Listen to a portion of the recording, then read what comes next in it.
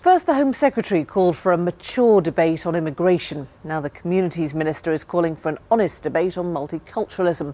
The words seem to be part of a move by the government to confront delicate issues head-on. All well and good. But this multiculturalism debate is one we feel we've had many times before. So just how excited should we get? Ms Kelly wants to send envoys around the country to see which communities are actually integrating. With that same sense of repertoire here at Newsnight, we've taken a more lateral approach. Steve Smith has been talking to the controversial playwright Howard Brenton about his new play, In Extremis. What are your devotions, Abbess? This?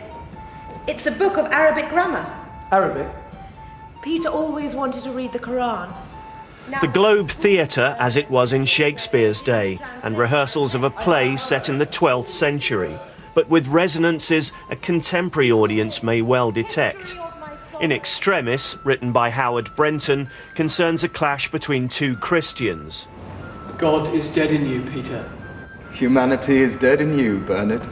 And Abelard was a rationalist and thought God had given us a mind, and with that mind we could understand God. Bernard said, you will destroy God, you will put man in the centre if you think like that. I think it's always been there.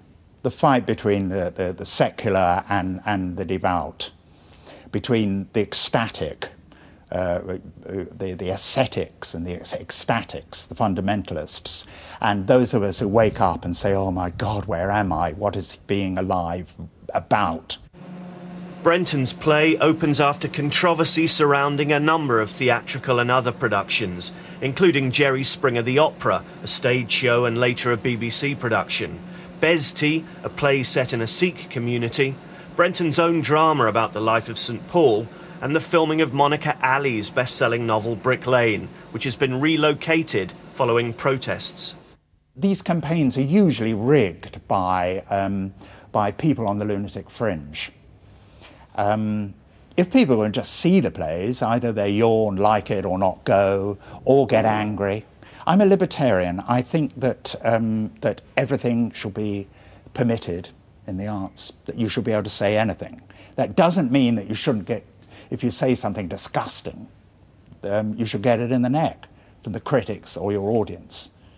But to ban something is always to drive it underground and make it attractive. Some Muslims complained about an episode of the BBC drama Spooks, written by Brenton, with a storyline involving an MI5 agent working undercover in a mosque.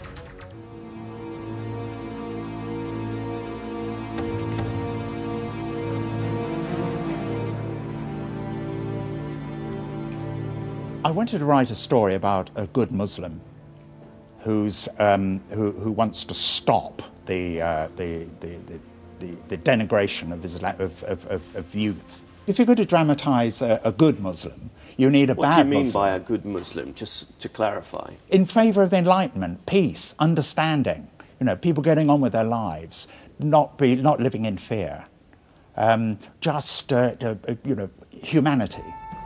The author of In Extremis is certainly controversial, not least perhaps in his view that religious fundamentalism may be in its death throes.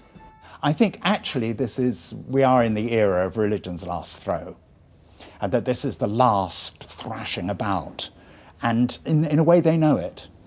In a way the mullahs in Iran know that if there was a vote, they will be out. Is there any evidence for that, though? I mean, haven't we witnessed people in Islamic countries, if you like, voting for Islamic parties? Always in reaction to the corrupt lot that are in, you know, I mean, as in Egypt. What do you make of this Commission for Integration and Cohesion that Ruth Kelly is behind? I think it's a mistake. I think you've got to get the churches and the mosque out of the state, and the state out of the churches and the mosques. I think you've got to have, faith schools are a disastrous development. I mean, they've been pretty disastrous in our past. In the early 19th century, you couldn't have a degree unless you actually were studying to join the Church of England. We've got over that. We've got to get over this faith school thing. Now, go to your Sunday schools, to evening prayers. go to whatever rituals your faith or your beliefs or your understanding of the world leads you to. But the state must not be involved, and you must not expect the state to help you, except by leaving you alone.